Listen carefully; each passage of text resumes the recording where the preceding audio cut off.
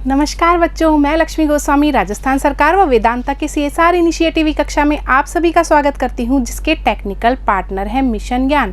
बच्चों, यहां पर हम पढ़ रहे हैं हमारी पाठ्य पुस्तक सृजन का पद्य भाग। तो आज हम अध्याय 7 में हरिवंश राय जी की कविता आत्मपरिचय का अध्ययन करेंगे। तो सबसे पहले हम हरिवंश राय बच्चन जी की ओर चलते हैं। हरिवंश राय बच्चन हालावाद के प्रवर्तक हैं और इन्होंने अपने श्रोताओं को या पाठकों को अपनी मधुर मधुशाला का प्याला भी पिलाया है। इनकी जो रचना है मधुशाला, वह सुप्रसिद्ध रचना है, तो वो बहुत बाविभोर कर देती है हमें। हालावाद किसे कहते हैं? हालावाद प्रेम और मस्ती का काव्य है। तो जो हमारे हरिवंश राय बच्चन जी है, वह अपने काव्य में क्या करते हैं? वह प्रेम और मस्ती के भावों को उसमें भर देते हैं। तो यहाँ पर ये जो हरिवंश राय बच्चन हैं, इनका जन्म 1907 में इलाहाबाद में हुआ था। इलाहाबाद विश्वविद्यालय में अध्यापन के बाद भारत सरकार के विदेश मंत्रालय में हिंदी विशेषज्ञ भी रहे हैं। इन्होंने कैम्ब्रिज विश्वविद्यालय से भी अपनी पढ़ाई की है। बच्चन जी राज्यसभा के मनोनीत सदस्य भी रहे थे और ये हमारे महानायक अमिताभ बच्चन जी के पिता भी हैं। इनकी जो प्रमुख कृतियां हैं, निशा निमंत्रण, मधु कलश, एकांत संगीत, दो चट्टाने, मधुशाला, मधुबाला, आकुल अंतर आदि। इन्होंने बहुत सारी रचनाएं लिखी हैं और इन्होंने अपनी आत्मकथाएं भी लिखी हैं, जिसके 4 भाग हैं।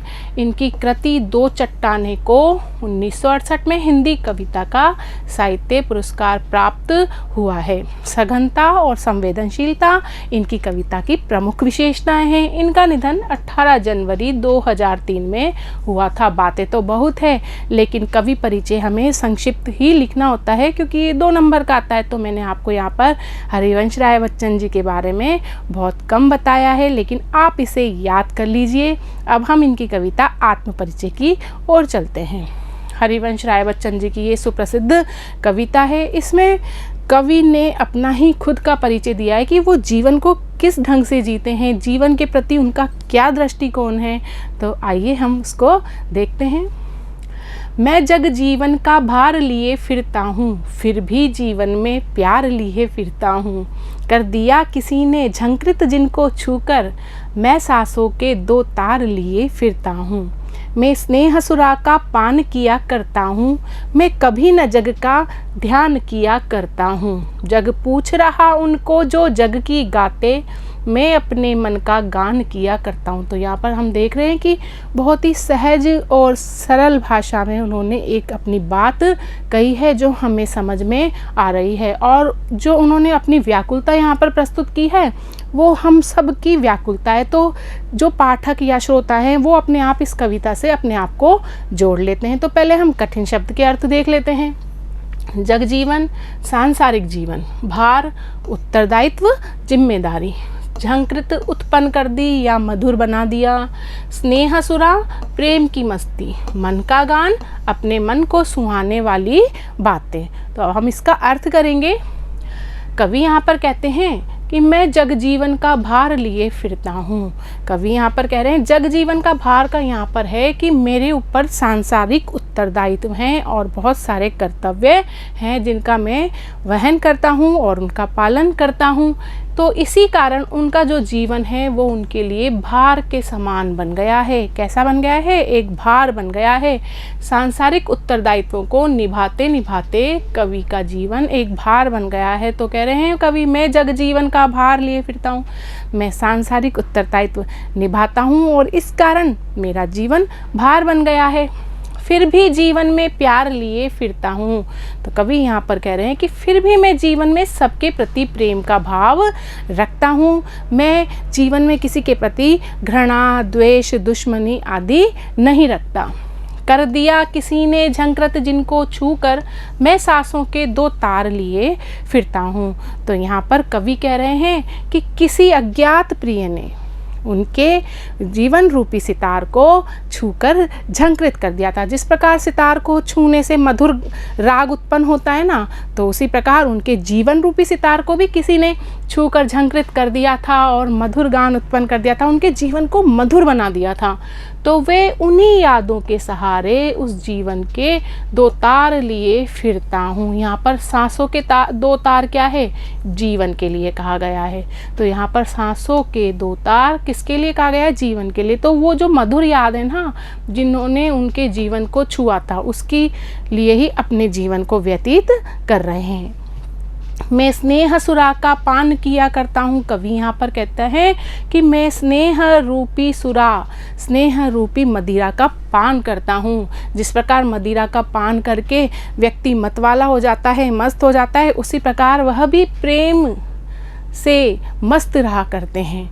तो यहाँ पर स्नेह सुरा में रूपक अलंकार है। मैं कभी न जग का ध्यान किया करता हूँ। वह जग की या इस संसार की अनावश्यक बातों पर ध्यान ही नहीं देते हैं, वह अपने आप में मस्त रहते हैं। जग पूछ रहा उनको जो जग की गाते। कवि यहाँ पर कह रहे हैं कि संसार में उसी की पूछ होती है या उसी की प्रशंसा होती है जो संसार की बातों में हाँ में हाँ मिलाता है। मैं अपने मन का गान किया करता हूँ, लेकिन कवि ऐसा नहीं करता। वह किसी की प्रशंसा के गीत नहीं गाता, वह किसी की हाँ में हाँ नहीं मिलाता। कवि क्या करता है? वह केवल अपने मन का गान किया करता है। वह केवल अपनी मन की बातों या अपने मन के भावों को अपनी इच्छा अनुसार प्रकट करते हैं। और कवि क्या करते हैं? कविता लिखते हैं तो वह केवल अपने मन के भावों को प्रकट करते हैं। किसी की प्रशंसा के गीत कविता में नहीं लिखते हैं। तो इसका यह अर्थ है। अब हम इसका सप्रसंग व्याख्या देख लेते हैं। प्रस्तुत काव्यांश हमारी पाठ्य पुस्तक में संकलित कवि हरिवंश राय बच्चन की रचना आत्म परिचय से लिया गया है। तो बच्चों, जो संदर्भ होता है उसमें हमें ये बताना होता है कि हमने ये जो काव्यांश देखा है यहाँ पर वो कहाँ से लिया गया है। तो हमें याद होना चाहिए। तो जैसे ही हम उसकी पंक्तियाँ पढ़ेंगे हमें याद आ जाएगा कि ये तो आत्म परिचय से, और जिसके रचयिता कौन है वो हमें बताना होता है। तो उसके रचयिता हरिवंश राय बच्चन जी हैं। तो संदर्भ में ये बताना होता है। रहा प्रसंग, प्रसंग में बताना होता है कि इस काव्यांश में कवि क्या संदेश देना चाहता है, तो उसको हमको संक्षेप में बताना होता है।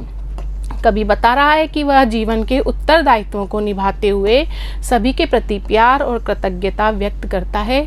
वह जग को सुहाती बातें न करके अपने मन के गीत गाया करता है। तो बच्चों, ज़रूरी नहीं है कि मैं आपको सब में संदर्भ और प्रसंग बताऊं, आप इसको अपने आप आगे लिखना। लेकिन हाँ, मैं व्याख्या या भावार्थ आपको हर पंक्ति की ज़रूर बताऊंगी। कवि बच्चन कहते हैं कि मेरे ऊपर अनेक सांसारिक उत्तरदायित्व है जिनके कारण मेरा जीवन भार बन गया है, परंतु फिर भी मेरे मन में सभी के प्रति प्रेम का भाव रहता है। किसी ने अपने प्रेम पूर्ण स्पर्श से मेरे जीवन रूपी सितार को संगीतमय कर दिया है। उसी मधुर प्रेम राग के सहारे मैं अपना जीवन व्यतीत कर रहा हूँ। मैं सदैव प्रेम रूपी मदिरा में मस्त रहता हूँ। मैं इस संसार की अन्य अनावश्यक बातों की चिंता कभी नहीं करता। ये संसार उनकी ही प्रशंसा करता है जो उसकी हाँ में हाँ मिलाया करते हैं, परंतु मैं अपने मन को सुख देने वाले विचारों को ही अपनी कविता में प्रकट करता हूँ। दूसरों को प्रसन्न करने के लिए मैं नहीं लिखता हूँ। तो ये तो उस काव्यांश की एक व्याख्या हो गई है। अब हम विशेष भी लिखेंगे। कवि अपने प्रियजनों की प्रेम रूपी मदिरा का पान करके मस्त रहता है। तो कहता है ना कवि यहाँ पर, मैं स्नेह सुरा का पान किया करता हूँ। तो किसकी स्नेह सुरा? तो यहाँ पर कवि क्या करता है? प्रेम का पान करता है। अपने परिचितों और अपने परिजनों से प्रेम का भाव रहता है। कवि प्रेम को जीवन के लिए आवश्यक मानता है। जग जीवन स्नेह सुरा में रूपक अलंकार है। यहाँ पर लक्षणा शब्द शक्ति है, माधुर्य गुण है। प्रस्तुत गीत पर फारसी कवि उमर खय्याम का प्रभाव है। हरिवंश राय बच्चन पर की रचनाओं पर जिनका प्रभाव है उनका नाम है उमर खय्याम। इनकी रुबाइयाँ बहुत प्रसिद्ध है, तो कवि ने उन्हीं को आधार बनाया। जैसे कि हम देखते हैं यहाँ पर कि ये 4 पंक्तियाँ हैं, तो उसमें क्या होता है, 3 पंक्तियाँ तो एक जैसी होती है और तीसरी जो पंक्ति होती है वो थोड़ी अलग होती है। तो ये कवि उमर खय्याम का ही प्रभाव है। तो इनकी रचनाओं में अक्सर ये देखने को मिलता है। अब हम अगली पंक्तियाँ देखते हैं। मैं निज उर के उद्गार लिए फिरता हूँ, मैं निज उर के उपहार लिए फिरता हूँ। यह अपूर्ण संसार न मुझको भाता, मैं सपनों का संसार लिए फिरता हूँ। तो कवि यहाँ पर क्या कहना चाहते हैं, तो हम देखते हैं। पहले एक बार शब्दार्थ देख लेते हैं हम। निज, अपने, उर, हृदय, उद्गार, भावनाएं, उपहार, प्रेम भाव, दहा करता हूँ, दुखी हुआ करता हूँ, भव सागर, संसार रूपी सागर, भव मोजो, सांसारिक जीवन की मस्ती। तो इसका अर्थ करते हैं। कवि यहाँ पर कहता है कि मैं निज उर के उद्गार लिए फिरता हूँ। निज उर स्वयं के हृदय के उद्गार या भाव या वचन। तो यहाँ पर कवि कहता है कि मैं अपनी कविताओं में अपने मन के उद्गारों को व्यक्त करता हूँ। मैं निज उर के उपहार लिए फिरता हूँ और मेरी जो कविताएं हैं, मेरे जो विचार हैं, उसमें संसार की कल्याण की कामना ही है। तो मेरी जो कविताएं हैं, निज उर, मेरे हृदय के जो विचार हैं, वही मेरे उपहार सबके लिए हैं। अर्थात कवि की जो रचनाएं हैं, कविता हैं, उसमें क्या है, संसार के कल्याण की कामनाएं हैं, प्रेम है। तो वही सबके लिए कवि का उपहार है। यह अपूर्ण संसार न मुझको भाता। कवि यहाँ पर कहते हैं कि ये अधूरा संसार उनको प्रिय नहीं है। मैं सपनों का संसार लिए फिरता हूँ। तो कवि यहाँ पर सपनों के संसार में मस्त रहा करता है, जहाँ पर कोई दुख नहीं है, कोई अभाव नहीं है। क्योंकि इस संसार में तो बहुत सारे दोष दिखाई देते हैं, तो कवि को ये संसार प्रिय नहीं है, तो वो अपने सपनों के संसार में मस्त रहता है। मैं जला हृदय में अग्नि दहा करता हूँ। जला हृदय में अग्नि। अब कवि का जो हृदय है वो क्यों जलता है, इस संसार के दुखों को, द्वेषों को, अभावों को देखकर कवि का हृदय जलता है। तो उस आग में वो जला करता है। सुख दुख दोनों में मग्न रहा करता हूँ। फिर भी कवि यहाँ पर कहते हैं कि मैं सुख और दुख दोनों में ही समान भाव से रहता हूँ। कवि को यदि सुख मिलता है तो उसको अहंकार नाम की चीज़ छू भी नहीं सकती, और यदि उसे दुख मिलता है जीवन में तो वो उन दुखों से विचलित भी नहीं होता। तो यहाँ पर देखते हैं कि सुख और दुख में जो कवि का भाव है वो तटस्थ भाव है। जग भव सागर को तरने को नाव बनाए। यहाँ पर कवि कहते हैं कि इस संसार के लोग, भव सागर, संसार सागर को, संसार रूपी सागर को, तो ये भव सागर है ना, यहाँ पर रूपक अलंकार है। तो कहते हैं इस संसार के लोग संसार रूपी सागर को पार करने के लिए अनेक उपाय करते हैं। जैसे कि सागर को पार करने के लिए क्या प्रयोग में लेंगे, नाव लेंगे। लेकिन इस संसार के लोग संसार रूपी सागर को पार करने के लिए अनेक उपाय करते हैं, पुण्य कार्य करते हैं। लेकिन कवि क्या करता है, मैं भव मोजों पर मस्त बहा करता हूँ। वह संसार सागर में मस्त बहा करता है। वह इसकी चिंता नहीं करता है कि मैं इस सांसारिक मोह माया से कैसे पार होऊंगा, क्योंकि वह तो अपनी कविताओं के द्वारा अपना अच्छा अच्छा संदेश सबको दे रहा है। तो हम इसका भावार्थ देख लेते हैं। प्रस्तुत काव्यांश हमारी पाठ्य पुस्तक में संकलित कवि हरिवंश राय बच्चन जी की कविता आत्म परिचय से लिया गया है। इस अंश में कवि ने सबके कल्याण की कामना की है। वह अपने सपनों के संसार में मग्न रहते हुए भी सुख और दुख को समान रूप से ग्रहण करता है और जीवन खुशी खुशी व्यतीत करता है। कवि कहते हैं कि मैं अपने हृदय के भावों को अपनी कविता द्वारा व्यक्त करता हूँ। मेरी कविता में सारे संसार की कल्याण की कामना है और जो संसार को मेरा प्रेम उपहार ही है। मेरी दृष्टि में यह संसार अधूरा है जो मुझे प्रिय नहीं है। इसलिए मैं अपने सपनों के संसार में मग्न रहता हूँ, जहाँ पर कोई चिंता और कोई अभाव नहीं है। यद्यपि इस संसार के कष्ट, अभाव और दुख दर्द मेरे हृदय को निरंतर जलाते हैं, परंतु उसके लिए सुख दुख दोनों ही समान हैं। लोग इस संसार रूपी सागर को पार होने के लिए अनेक उपाय किया करते हैं, पुण्य कार्यों को करके संसार से मुक्ति चाहते हैं, लेकिन कवि मस्ती से संसार सागर की लहरों पर बहता रहता है। कवि संसार के दुखों से विचलित न होकर प्रसन्नता पूर्वक रहता है। अब हम विशेष देख लेते हैं। भाषा सरल है, प्रवाह पूर्ण है तथा परिमार्जित खड़ी बोली है, और यहाँ पर अनुप्रास व रूपक अलंकारों का प्रयोग भी हुआ है। शांत रस की अनुभूति होती है। संसार व मानव के मनोभावों की यहाँ पर सटीक व्याख्या की गई है। अब अगला काव्यांश इस कविता का हम देखते हैं। मैं यौवन में उन्माद लिए फिरता हूँ, उन्मादों में अवसाद लिए फिरता हूँ, जो मुझको बाहर हंसा रुलाती भीतर, मैं हाय किसी की याद लिए फिरता हूँ। कर यत्न मिटे सब सत्य किसी ने जाना, नादान वही है हाय जहाँ पर दाना। फिर मूढ़ न क्या जग जो इस पर भी सीखे, मैं सीख रहा हूँ सीखा ज्ञान भुलाना। तो हम कठिन शब्दों को एक बार देख लेते हैं। उन्माद है यहाँ पर मस्ती, पागलपन, अवसाद, दुख, यत्न, उपाय, दाना, ज्ञानी, मूढ़, मूर्ख। तो कवि यहाँ पर कहता है कि मैं यौवन में उन्माद लिए फिरता हूँ। कवि कहता है यहाँ पर कि मेरे युवावस्था में उत्साह है और उन उत्साहों की अधिकता से कभी कभी पागलपन भी सवार हो जाता है। उन्माद यहाँ पर पागलपन को कहा गया है। तो वह कहता है कि यौवन के उत्साह में वह कभी कभी पागलों जैसा व्यवहार भी करता है। उन्मादों में अवसाद लिए फिरता हूँ, लेकिन उन पागलपन में, उस मस्ती में भी उसका दुख निराशा से या अवसाद से भरा हुआ रहता है। क्योंकि कवि यहाँ पर क्या करता है, कवि लोगों को प्रेम की शिक्षा दे रहा है, प्रेम बांटता है, लेकिन वह उसमें कई बार असफल भी हो जाता है। तो उसका जो हृदय है वह निराशा से या अवसाद से भर जाता है। तो उसके पास युवावस्था का उत्साह तो है, लेकिन उसमें भी एक दुख है। जो मुझको बाहर हंसा रुलाती भीतर, मैं हाय किसी की याद लिए फिरता हूँ। कवि यहाँ अज्ञात प्रिय की मधुर यादों को लेकर परेशान रहता है। वह उसे निरंतर याद करता है और वो मधुर यादें उसको भीतर ही भीतर बहुत रुलाती है, उसके हृदय को कष्ट देती है, लेकिन फिर भी वह हंसने को विवश है, क्योंकि वह अपने दुख को दूसरों को नहीं दिखा सकता। कर यत्न मिटे सब सत्य किसी ने जाना, नादान वही है हाय जहाँ पर दाना।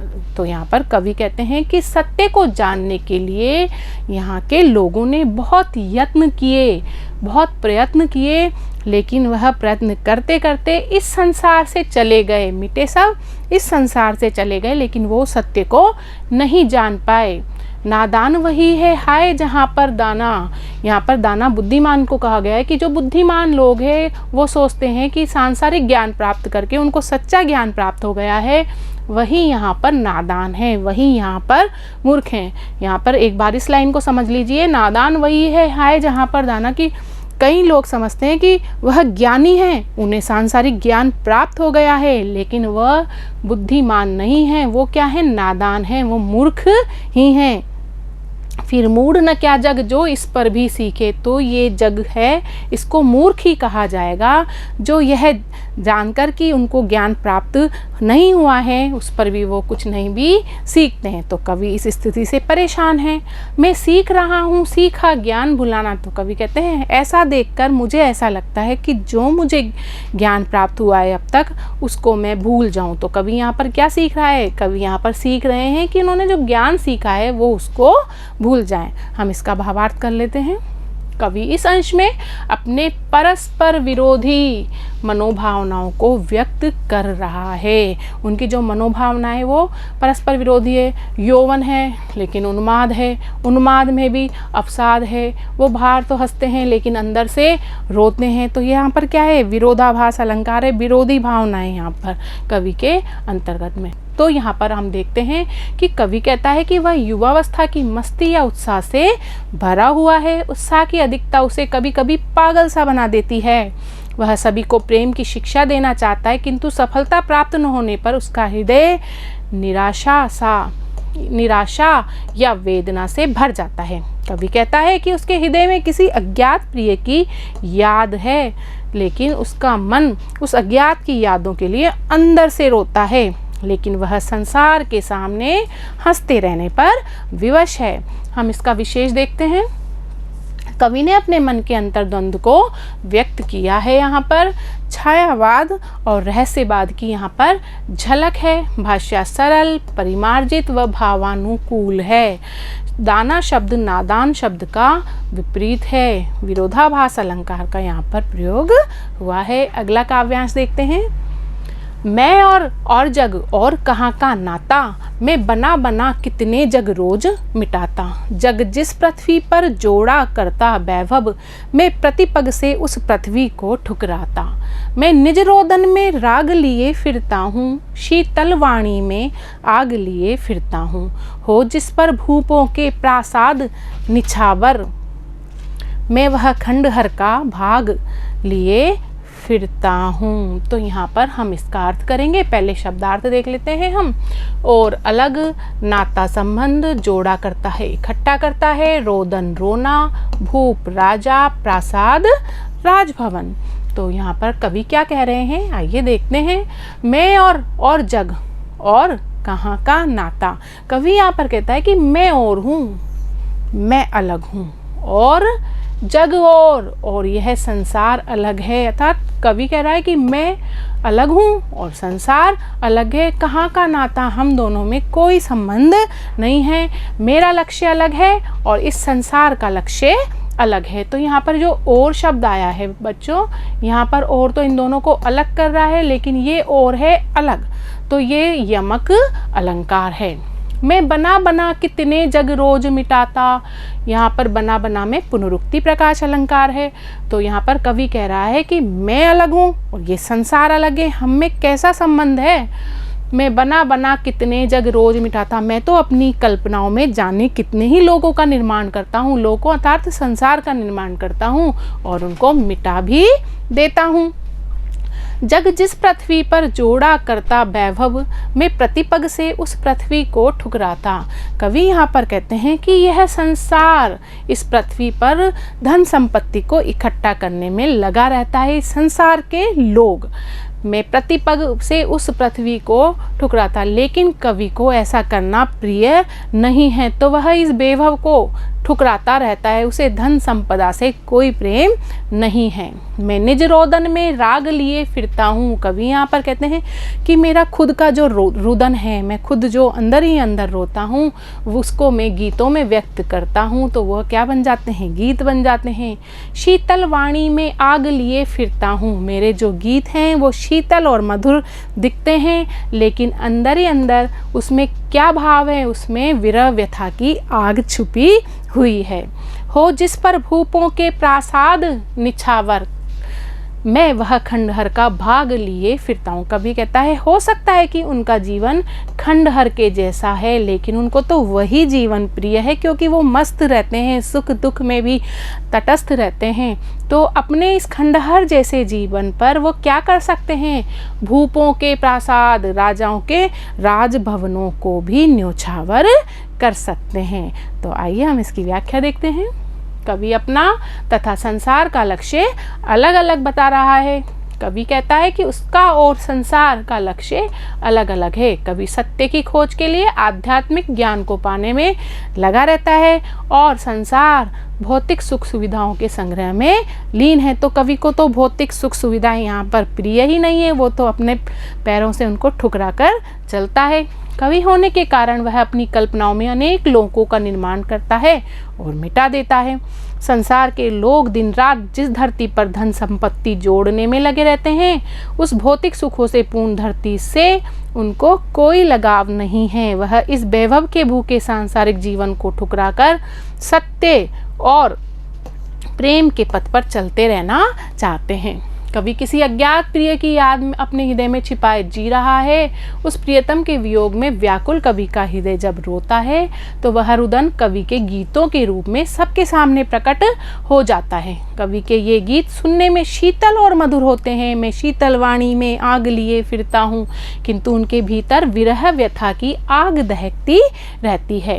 फिर भी कवि अपने खंडहर जैसे जीवन से संतुष्ट हैं। उनके जीवन में बहुत सारी कमियां हों, लेकिन उस जीवन से संतुष्ट हैं और अपने इस जीवन के सामने राजभवन के सुखों को भी वह तुच्छ समझता है। तो यहाँ पर बच्चों, उन्होंने अपने जीवन के बारे में बताया, लेकिन हमें भी इससे सीख लेनी चाहिए कि हमें हर स्थिति में संतुष्ट रहना चाहिए, सुख और दुख में समान भाव से रहना चाहिए। आइए इसका विशेष देख लेते हैं। कवि कल्पनाशीलता के कारण नित्य नए नए संसार रचकर मिटाता रहता है। और तथा और में मैंने आपको बताया भी था, यमक अलंकार है तो हमें यहाँ पर विशेष में लिखना पड़ेगा। सरल भाषा में गहन गंभीर भावों को व्यक्त किया है। काव्यांश में विरोधाभास अलंकार है, रहस्यवाद की झलक है। अब दूसरा काव्यांश इसका देखते हैं। मैं रोया, इसको तुम कहते हो गाना, मैं फूट पड़ा, तुम कहते छंद बनाना, क्यों कवि कहकर संसार मुझे अपनाए, मैं दुनिया का हूँ एक नया दीवाना। मैं दीवानों का वेश लिए फिरता हूँ, मैं मादकता निःशेष लिए फिरता हूँ, जिसको सुनकर जग झूम उठे लहराए, मैं मस्ती का संदेश लिए फिरता हूँ। तो यहाँ पर कवि ने बहुत ही सुंदर भाव व्यक्त किए हैं। पहले हम कठिन शब्दों को देख लेते हैं। गाना कविता, द्वंद्व कविता बनाना, वेश रूप दीवाना मस्ती से जीने वाला, वेश रूप निशेष सारी, झूम प्रसन्न लहराए मस्त हो जाए। तो यहाँ पर झूम उठे नहीं आएगा, यहाँ पर झुके शब्द आएगा। यहाँ पर क्या आएगा? झुके, झूम झुके लहराए। तो हम इसका अर्थ कर लेते हैं। मैं रोया, इसको तुम कहते हो गाना। कवि कहते हैं कि मैंने कविता में अपने भावों को प्रकट किया और मेरा हृदय वेदना से भरा हुआ था। मैं अज्ञात प्रिय की याद में रो रहा था और अपने भावों को प्रकट कर रहा था, तो इसको इस संसार के लोगों ने गीत कह दिया। मैं फूट पड़ा, तुम कहते हो छंद बनाना, और जब मेरी भावनाएं मेरे गीतों के रूप में फूट पड़ी तो उसको लोगों ने कह दिया कि ये कविताएं हैं। क्यों कवि कहकर संसार मुझे अपनाए। कवि चाहता है कि कोई उसे सिर्फ कवि ही नहीं समझे, वह कवि का सम्मान पाना ही नहीं चाहता। मैं दुनिया का हूँ एक नया दीवाना, मैं तो इस दुनिया का एक नया दीवाना हूँ। तो कवि यहाँ पर चाहता है कि उसे दीवाने के रूप में याद किया जाए, ना कि कवि के रूप में। मैं दीवानों का वेश लिए फिरता हूँ। कवि यहाँ पर कहता है कि मेरा जो वेश है वह दीवानों के जैसा ही है। मैं मादकता निःशेष लिए फिरता हूँ, मैं सारी प्रेम और मादकता को अपने साथ लिए फिरता हूँ। जिसको सुनकर जग झूम झुके लहराए। मेरी कविताओं या मेरे गीतों के द्वारा मैं ऐसा संदेश देना चाहता हूँ जिससे संसार झूम उठे, झुक जाए और लहराने लगे, अर्थात आनंद के साथ नाचने लगे। मैं मस्ती का संदेश लिए फिरता हूँ, तो मैं मस्ती का ऐसा संदेश इस संसार के लोगों को देना चाहता हूँ जिससे ये संसार झूम उठे, झुक जाए और लहराए। अब इसका भावार्थ हम देखते हैं। कवि कहता है कि जब वह अपने मन की पीड़ा को प्रकट करता है तो लोग उसे गीत कहते हैं, और जब उसके हृदय की वेदना गीत बनकर फूट पड़ी तो लोग कहते हैं कि ये कविता है। लोग उसको कवि मानकर उसका सम्मान करना चाहते हैं, किंतु कवि को अपनी यह पहचान स्वीकार नहीं। वह तो चाहता है उसे एक नए दीवाने के रूप में सब जाने। वह कवि नहीं बल्कि प्रेम दीवाना है। कवि कहता है कि दीवानगी केवल उसके मन में ही नहीं, उसकी वेशभूषा से भी दीवानापन झलकता है। उसका सारा जीवन प्रेम और मस्ती से भरा हुआ है। तो कवि जहाँ भी जाता है लोगों को मस्त रहने का संदेश देता है और अपने संदेशों के द्वारा लोगों को झूमने, झुकने और मस्ती से लहराने के लिए वो बाध्य कर देता है। विशेष कवि ने जीवन में मस्ती व प्रेम भाव बनाए रखने का संदेश दिया है। भाषा भावों के अनुरूप है। कवि की भाषा भावों को सटीकता से व्यक्त करने में समर्थ है। तो बच्चों, ये हरिवंश राय बच्चन जी की आत्म परिचय कविता थी, और अब हम अगले वीडियो में इनसे संबंधित प्रश्नोत्तरों को हल करेंगे। तब तक के लिए धन्यवाद।